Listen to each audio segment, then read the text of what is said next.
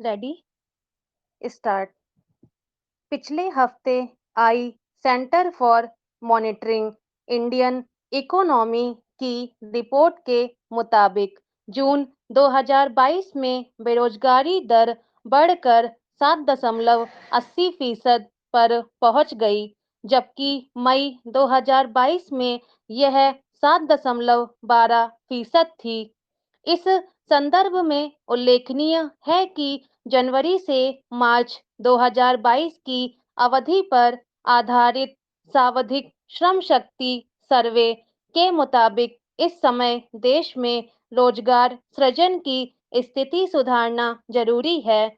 देश में आर्थिक गतिविधियों में सुधार के साथ बढ़ती श्रम शक्ति के लिए नए रोजगार पैदा करना बड़ी चुनौती बना हुआ है।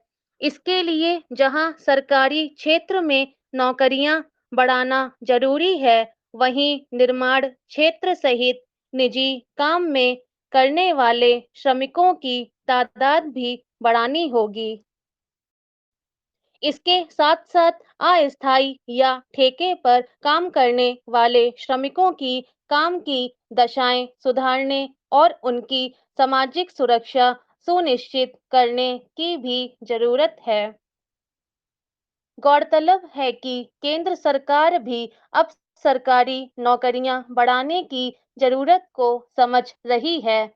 हाल में केंद्र सरकार के मंत्रालयों और विभागों में 1.5 साल के भीतर 10 लाख नियुक्तियों का निर्देश भी दिया गया।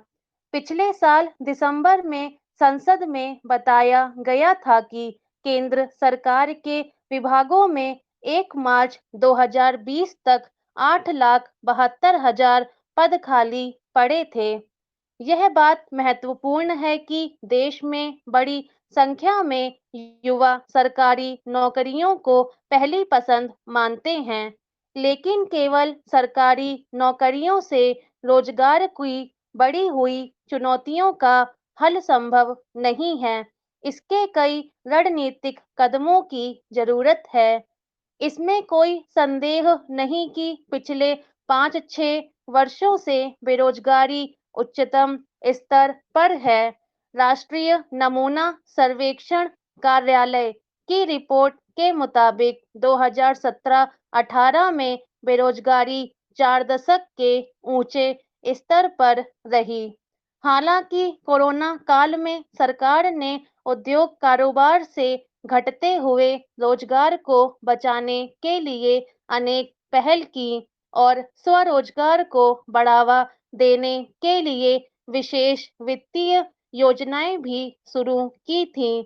वर्ष 2020 में आत्मनिर्भर भारत और मेक इन इंडिया अभियान से अर्थव्यवस्था को पटरी पर लाने के साथ-साथ आमदनी, मांग, उत्पादन और उपभोग में वृद्धि से रोजगार की चुनौती कम करने की कोशिश की।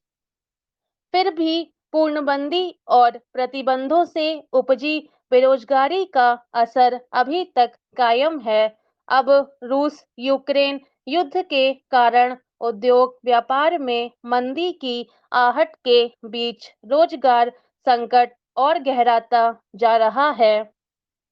देश में वर्ष 1991 में शुरू हुए उदारीकरण के 3 दशक बाद अब निजी क्षेत्र रोजगार के मामले में निश्चित रूप से सरकारी क्षेत्र से काफी आगे निकल चुका है।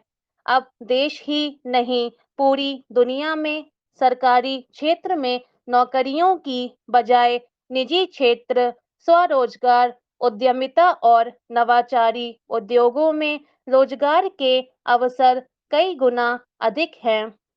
लेकिन निर्माण और सेवा क्षेत्र में नौकरियों के अधिक नए मौके सृजित करने की जरूरत बनी हुई है। संगठित क्षेत्र में रोजगार बढ़ रहे हैं। वित्त मंत्रालय की मई 2022 की रिपोर्ट के मुताबिक पिछले वित्त वर्ष 2021-22 में कर्मचारी भविष्य निधि में रिकॉर्ड 1 करोड़ 20 लाख नए सदस्यों की बढ़ोतरी हुई, लेकिन रोजगार परिदृश्य पर एक बड़ी चिंता अस्थायी और ठेके पर काम करने वाले कामगारों को लेकर भी सामने आई है।